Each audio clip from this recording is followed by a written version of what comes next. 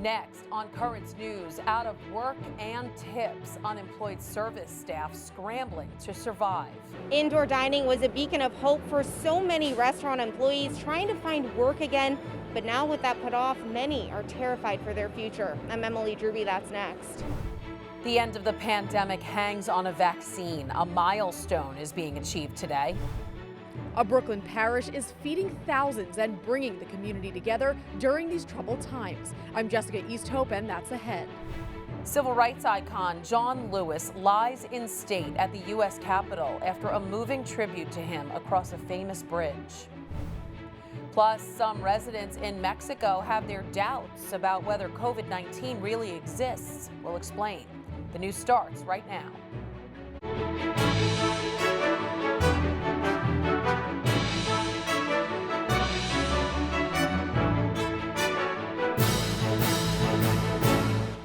Good evening, I'm Christine Persichetti. Still no word on when restaurants in New York City will be allowed to welcome customers indoors. And that's been bad news for those businesses and their employees. Many laid off restaurant workers haven't been hired back, and those who were about to get hired never were. Currents News' Emily Druby has an update. Everybody who's looking for a job is using this and applying to the same 26 things. Gwen Spencer is a line cook and shows me a website members of the restaurant industry use to find jobs. Usually hundreds are posted, but not now. It's 30 people hiring, front of house staff, servers. There's only 26 line cook positions. I've applied to all of them. Spencer hasn't worked since March 15th, and since that time has only heard back about 3 jobs. None have materialized. So many people are looking for these jobs. Spencer says not long ago there was a beacon of hope. Restaurants began posting jobs, preparing for indoor dining to start in the city.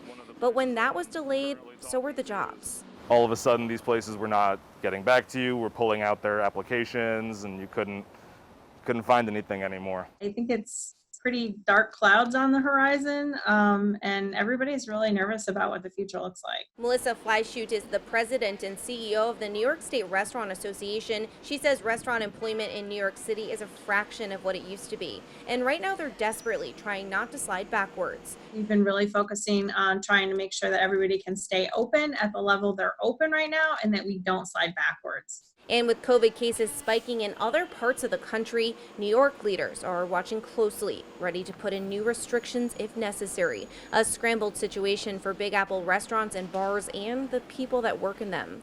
Being subject to a lot of just prediction and having that prediction be wrong every couple weeks is unsettling. Spencer says even those who have jobs aren't comfortable going back to them as the industry seems unstable. A lot of people I know are hesitant to go back to work even if they have a guaranteed job because they don't want to get off of the unemployment, start working again, and then find out in 2 weeks that they no longer have a job because the restaurants need to shut down.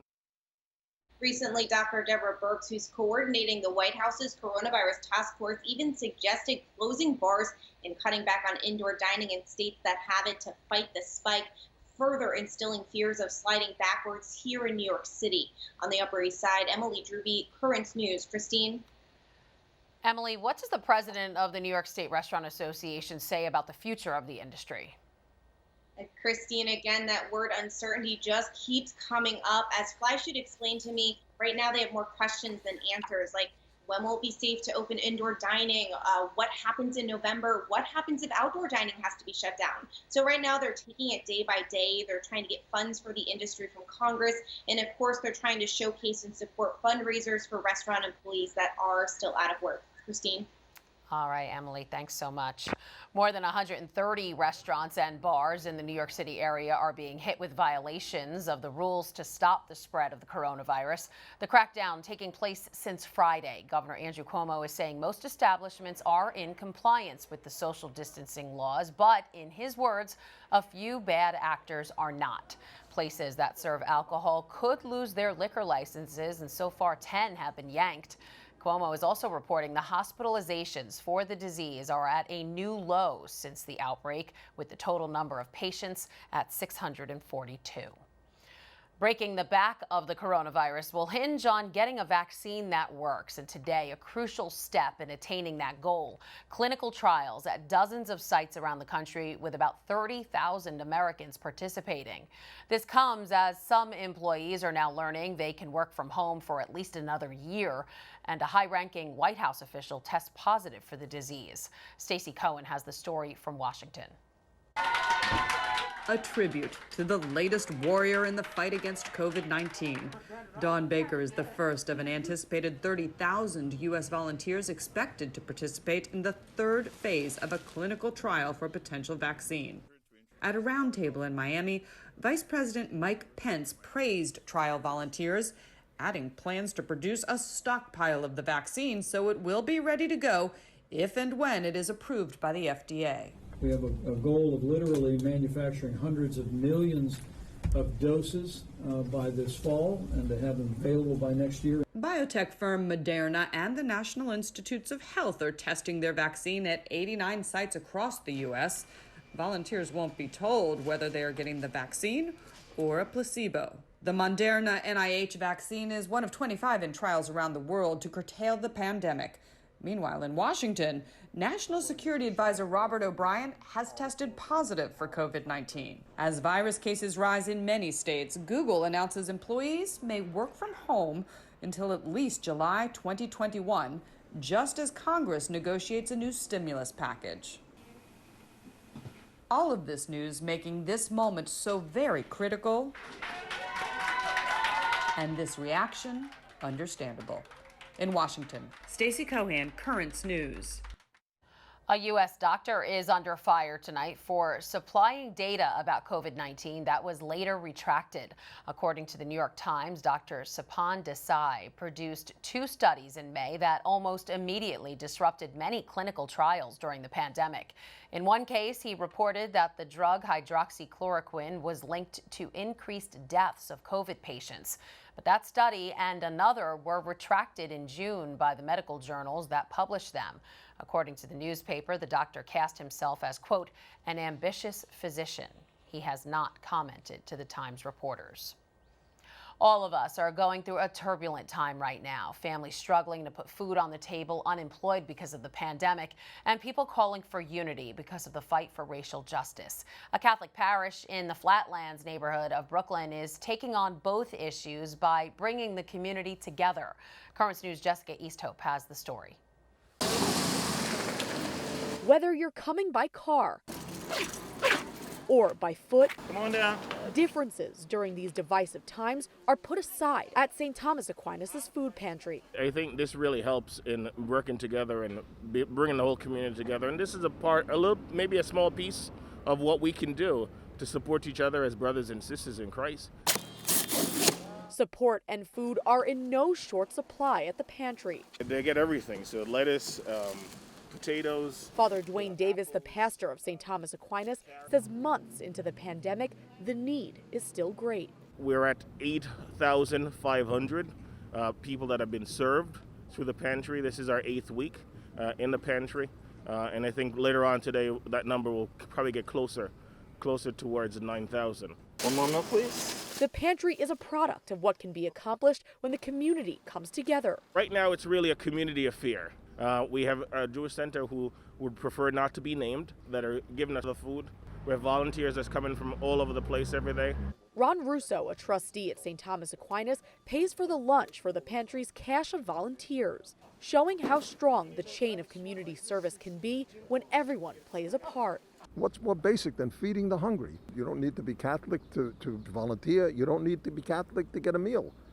The whole point of this is different communities joining together to help people who need the help.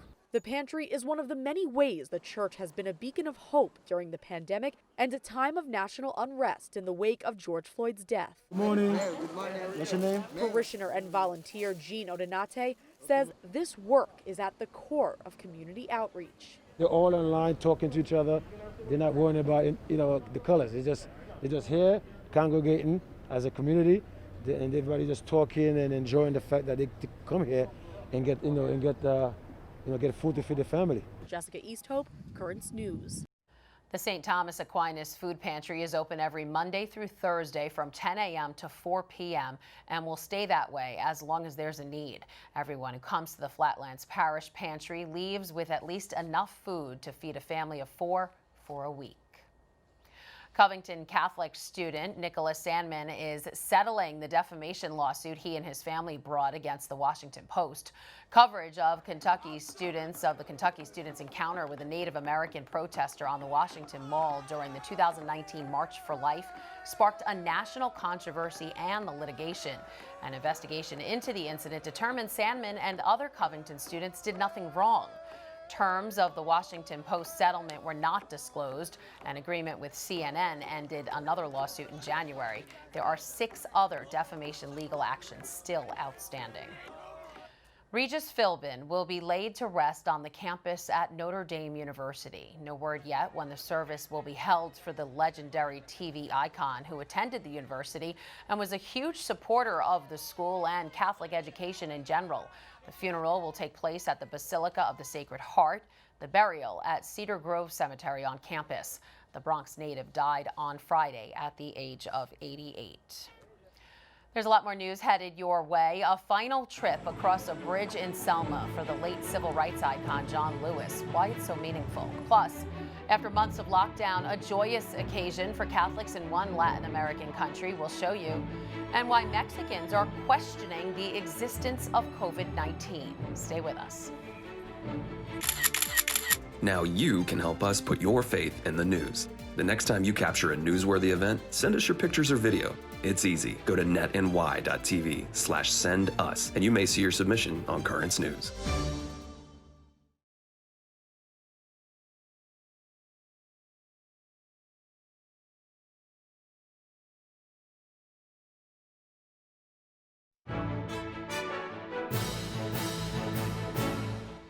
Lawmakers and the public getting a chance today to pay their respects to a civil rights icon, the late Congressman John Lewis. Lewis's body lying in state at the U.S. Capitol in Washington, D.C. This afternoon's ceremony was invitation only. Among those paying respects, House Speaker Nancy Pelosi and Senate Majority Leader Mitch McConnell. President Trump was not there. Tonight's viewing for the public is taking place outdoors. Lewis died on July 17th at the age of 80 following a 6-month battle with cancer. Today, House Speaker Nancy Pelosi praised him. John Lewis became a titan of the civil rights movement and then the conscience of the Congress. Here in Congress, John was revered and beloved on both sides of the aisle, on both sides of the Capitol. The honor at the U.S. Capitol is one of many events paying tribute to the late congressman. On Sunday, a horse-drawn carriage carried his flag-draped coffin over the Edmund Pettus Bridge in Selma, Alabama. It's where police beat Lewis and other voting rights activists 55 years ago. Lewis was known to visit the bridge each year to commemorate the anniversary of the historical march. That bridge was a key part of Lewis's fight for civil rights and equal justice. Abby Phillip has more on its importance. John Lewis's skull was broken by white police officers as African-American activists pushing for voting rights crossed the Edmund Pettus Bridge in March 1965. This is sacred. This is hollow. This is where people gave some blood. I gave a little blood on this bridge. Participants were attempting to march from Selma, Alabama to the state capital of Montgomery. 17 people were hospitalized, including Lewis. This would become known as Bloody Sunday. And Lewis would always show the same commitment and fight he demonstrated on the bridge that day. 53 years after you all marched on this bridge, why is it so important to come back and to keep coming back every year? This is the place that gave us the Voting Rights Act. Made it possible for hundreds and thousands and millions of people to be able to participate in the democratic process. You cannot give up. You cannot give in. You will make it. They will lead us. This past March, while suffering from stage 4 cancer, Lewis, as determined as ever, traveled to Selma twice to mark the march's 55th anniversary, and was still pushing decades later. 55 years ago, a few of God's children attempted to march from Brown Chapel AME Church cross this bridge. We were beaten, we were tear gassed.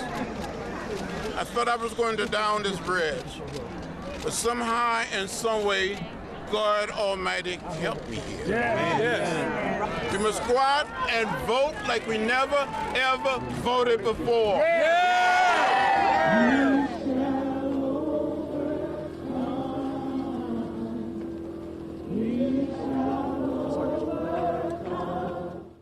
That report filed by Abby Phillip at the Capitol public viewing will continue tomorrow from 8 a.m. until 10 p.m.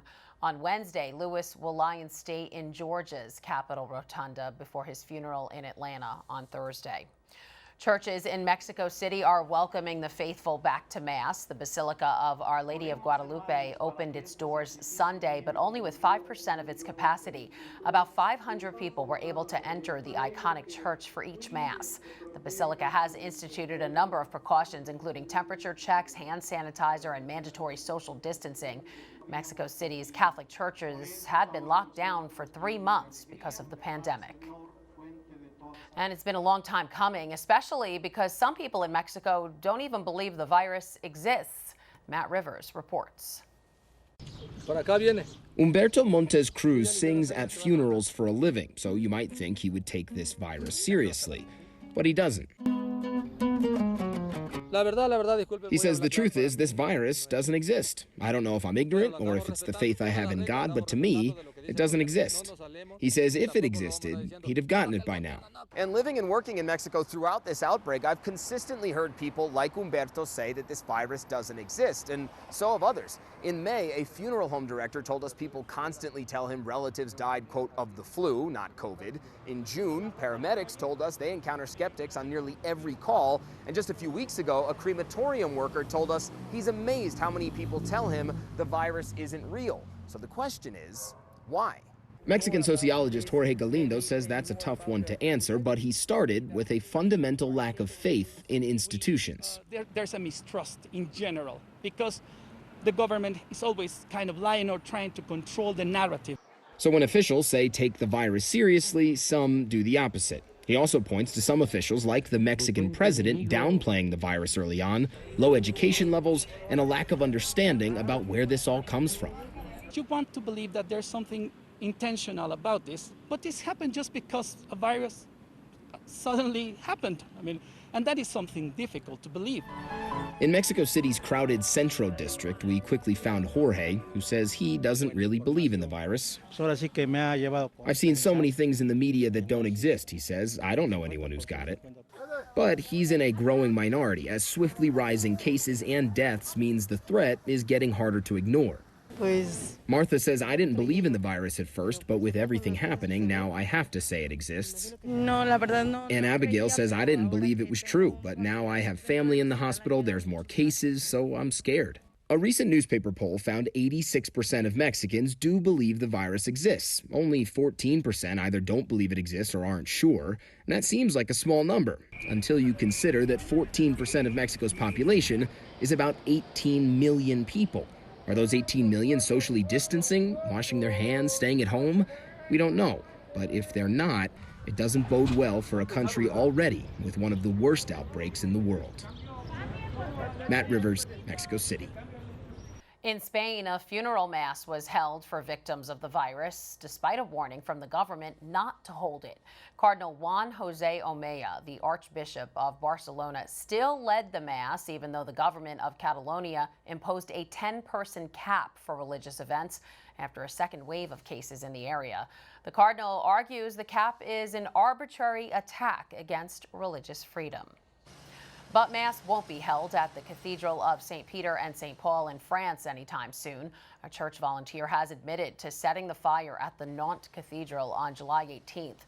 The 39-year-old Rwandan refugee, who was an altar server, was questioned early on in the investigation but released. The fire at the 15th century Gothic cathedral destroyed the church's organ and rose window. Still to come on Currents News, thanks to COVID, Pope Francis hasn't traveled in a while, so we'll take a look back at his first international trip 7 years ago.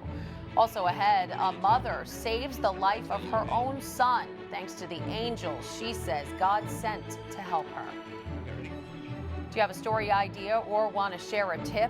Email us at newstips@desalesmedia.org or call our 24-hour number, 718-517-3122. We'll be right back.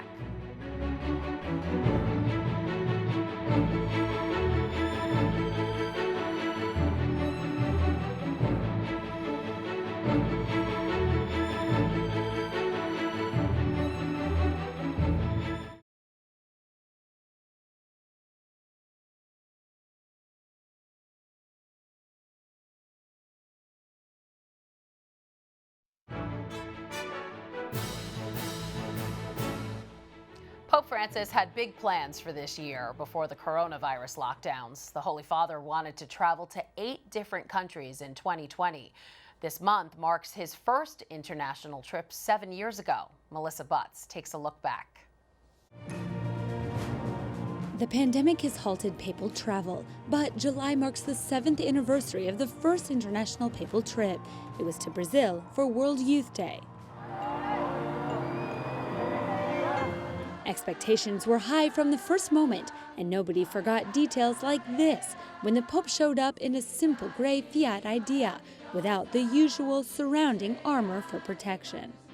In Rio de Janeiro, Pope Francis's messages were full of energy and his gestures full of affection. Pero quiero lío en las diócesis. Quiero que se salga afuera. Quiero que la iglesia salga a la calle. Queridos jóvenes, por favor, no balconeen la vida, métanse en ella. The Pope met with indigenous from the Amazon, on whom years later he would organize a synod. He also visited the slums, a perfect place to denounce the throwaway culture. Nunca desanimen, non percan a confianza. One could see the Pope as close to the people and dynamic, but also as a deep and pious man who prayed with recollection and fervor in Aparecida. It was a journey that established new dynamics and met the expectations Benedict XVI had for the trip. He had resigned from the papacy a few months earlier, so a person with more energy could take over the sweet but heavy burden of the church. Melissa Butts, Currents News. There are no official travel plans for the Pope at the moment because of the pandemic. 2 of the biggest events in the Catholic world are rescheduled. World Youth Day will be held in Lisbon, Portugal in August 2023, a full year after its original date. And the World Meeting of Families will be held in June 2022. That gathering will be held in Rome. And finally tonight, a California mom says she witnessed a miracle after a police officer and 911 dispatcher helped her save her son's life. I'm going to have you breathe into his mouth whenever I tell you, okay? The officer's body cam recorded the whole thing. The mom found her 16-year-old son laying unconscious on the floor. She says the cop and the 911 operator helped keep her calm, guiding her as she and the officer gave the teen CPR. I feel like they're angels that God sent me, you know, for the situation. To be honest, I thought Mom was a real hero in this whole thing. She was just focused. She wanted her son to stay alive, and she followed instructions very well. Mom was on the phone with dispatch for 3 minutes when the officer arrived and helped her. She says she prayed the entire time. Wow. And that is Currents News. I'm Christine Persichetti. Thank you for joining us because we are putting your faith in the news. Hope to see you again next time.